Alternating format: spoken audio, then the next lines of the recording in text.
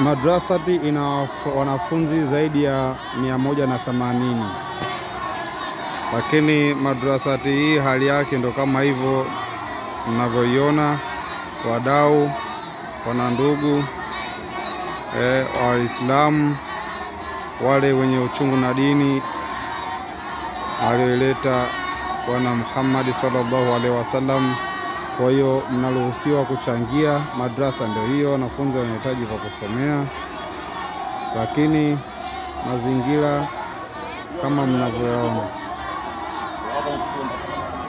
mazingira kidogo hayaridhishi kutokana na hali yao ya kimaisha.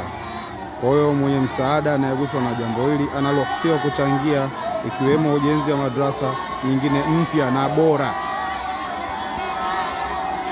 kwa ajili ya wanafunzi hao.